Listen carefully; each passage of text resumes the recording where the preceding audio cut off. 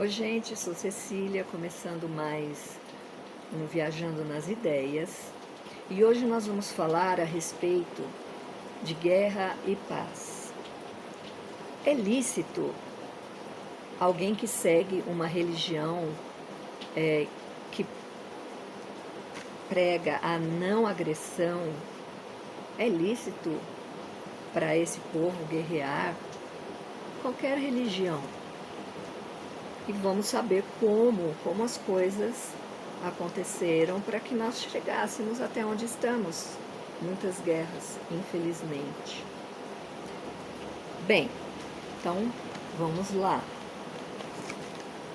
Era uma vez um livro chamado Guerra e Paz, mas nós não vamos falar a respeito desse livro.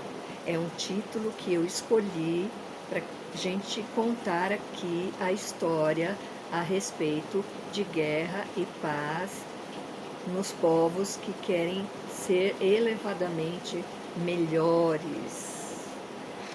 Na verdade, Guerra e Paz é um livro antigo que fala sobre as guerras napoleônicas. Napoleão francês, católico, cristão católico, contra a Rússia cristã ortodoxa.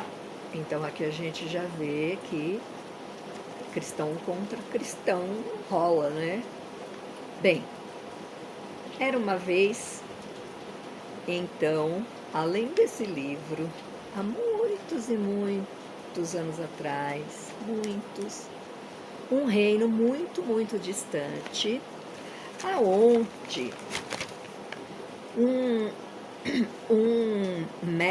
surgiu um mestre naquele reino, e ele afirmava que o verdadeiro reinado não estava numa terra ou nos povos que habitavam aquela terra, mas sim dentro de cada um de nós. Esse mestre, ele dizia que o verdadeiro reino de Deus não vem com visível aparência, mas está dentro de nós. Ele pregava a não violência, ele pregava o amor, ele pregava que amássemos os nossos inimigos e perdoássemos todos aqueles que nos fazem mal. E que a verdadeira espada, naquela época a espada era um utensílio de guerra até então, que a verdadeira espada não era essa espada que os homens usavam para lutar nas guerras, e sim a palavra que vinha da boca de Deus. Essa palavra, esses conselhos de Deus é que faziam com que cada ser humano ficasse cada vez melhor e pudesse ser cada vez melhor com o seu próximo. E de acordo com esses ensinamentos, né, e esses pensamentos, ele também falou a respeito de que ele não veio trazer a espada, mas que ele não veio trazer a espada física, ele veio trazer essa espada, que é o que sai da boca de Deus, a palavra de Deus, que nos tira da nossa zona de conforto, e nos leva a repensar os nossos valores. No entanto, ele também falou a respeito da espada, aquela que nós podemos pegar e aquela que nós podemos ver. Teve um momento em que ele falou para os seus seguidores, os mais chegados, os seus discípulos, comprarem espadas. No entanto, ele também disse, quando ele estava prestes a ser preso, aquela multidão toda querendo prender esse mestre, um dos seguidores dele puxou a espada e atacou uma pessoa, cortou a orelha. Ao que o mestre falou que não era para fazer isso, não era para ferir outra pessoa com a espada. Ele disse que quem ferir com a espada, pela espada será morto. Então a gente tem que prestar bem atenção nisso. Quem usa a espada, pela espada será morto. Bem, depois ele morreu, foi preso, morreu, e muitos continuaram seguindo esse mestre, tentando ser pessoas melhores, tentando ser o mais possíveis parecidas com o mestre. Os seus seguidores, eles eram perseguidos, mortos, mas não reagiam. Eles eram jogados até às feras do Coliseu Romano, mas eles não resistiam. Eles viviam escondidos, porque se eles se revelassem, eles seriam mortos.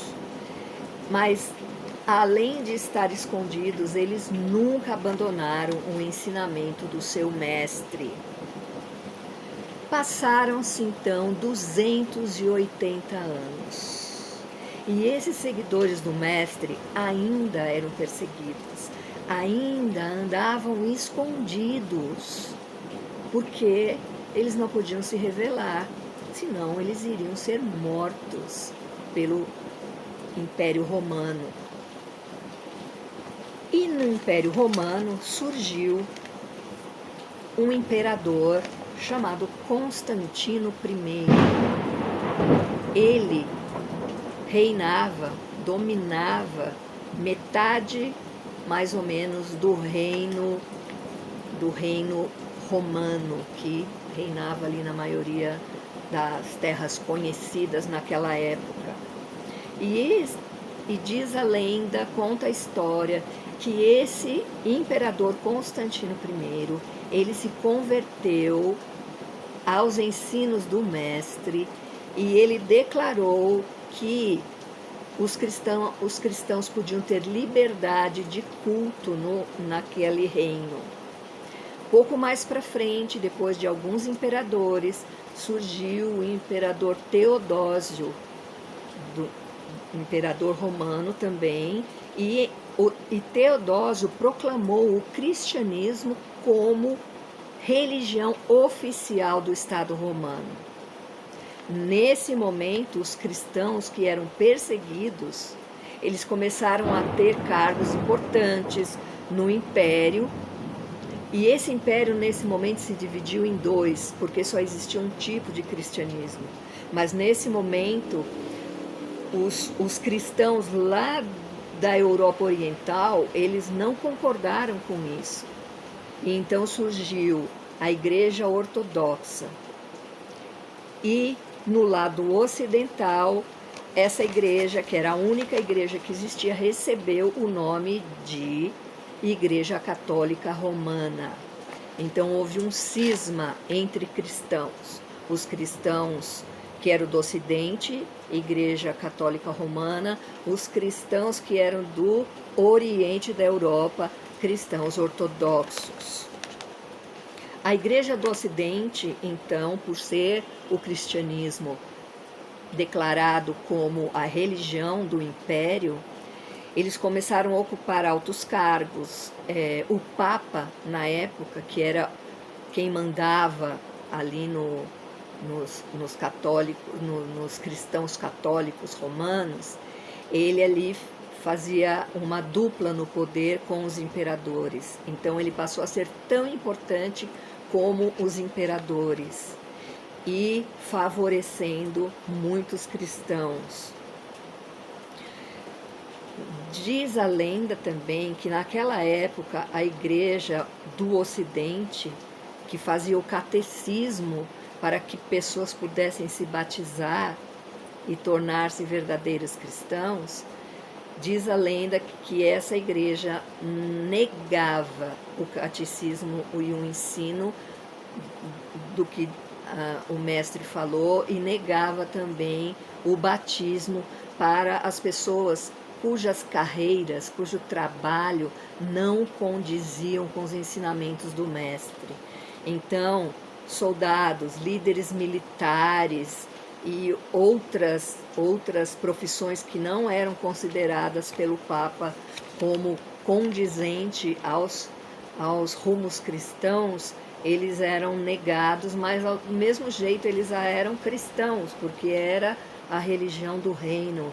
E aí começou a ter guerras entre cristãos, outros povos, e formou-se o exército romano com cristãos. E aí, mais ou menos no ano de 600, surgiu uma nova religião, o islamismo, da onde veio o povo muçulmano. Os muçulmanos, eles acreditavam que o mestre era um grande profeta, mas a crença deles era que Maomé era o maioral profeta deles. Os cristãos discordavam e eles começaram a guerrear. As primeiras guerras que nós temos notícias são as cruzadas. O povo islâmico estava conquistando muitas terras que antes pertenciam aos romanos, inclusive Jerusalém, a cidade considerada sagrada pelos cristãos e pelos judeus.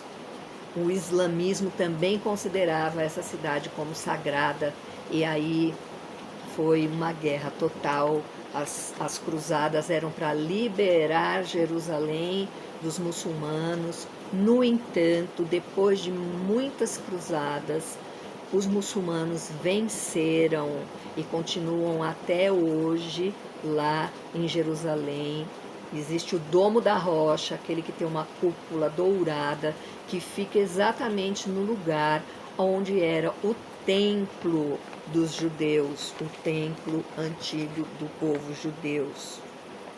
Mais para frente, avançando na história, nós temos a Reforma Protestante, mais ou menos do ano 1500, e junto com a Reforma Protestante também nós temos os europeus do Ocidente fazendo as grandes navegações e descobrindo novas terras. Disso tudo surgiram outras guerras também de cristão contra cristão, porque agora os cristãos católicos romanos foram contestados por Martinho Lutero e Calvino e surgiu a Reforma Protestante. Então o mundo cristão foi dividido mais uma vez: os ortodoxos, os católicos romanos e os protestantes. E aí começou, mais ou menos em 1600, a Guerra dos 30 Anos, que foi uma guerra que incluiu nações cristãs. Então, mais ou menos 8 milhões de mortes nesses 30 anos de guerra de cristão contra cristão. E, fazendo um apanhado muito por cima, de um lado estavam os suecos, dinamarqueses, neerlandeses, alemães e franceses, e do outro lado, espanhóis e alemães. Então, a Alemanha estava dividida entre católica e protestante e guerreava-se entre eles e entre todos. Bem, mais para frente um pouco, por volta de 1800, nós temos então as guerras napoleônicas, que são essas guerras que o livro Guerra e Paz cita, né? Esse romance é baseado no que acontecia na Rússia na época da invasão de Napoleão. Então, o europeu ocidental queria invadir o europeu oriental e mudar tudo, mudar a maneira como eles acreditavam. E assim temos os católicos cristãos contra os cristãos ortodoxos. E aqui a gente chega no título do nosso livro: Guerra e Paz conta essa história. E para colocar agora algo para você pensar, o que nós temos é que os cristãos esqueceram que o reino de Deus não vem com visível aparência, e sim está dentro de nós. Os cristãos continuam fazendo guerras. Os cristãos continuam levando em conta a espada, aquela que a gente pode pegar, aquela que a gente pode tocar, e essa espada foi substituída por muitas máquinas de guerra. E aí eu quero deixar a pergunta: é lícito um cristão entrar numa guerra, não importa qual seja, se o verdadeiro reino de Deus está dentro de cada um de nós? Será que se a gente não ficasse perseguindo os outros e matando, tudo teria tomado um rumo diferente para nós? Essa é a questão. Obrigada e até a próxima.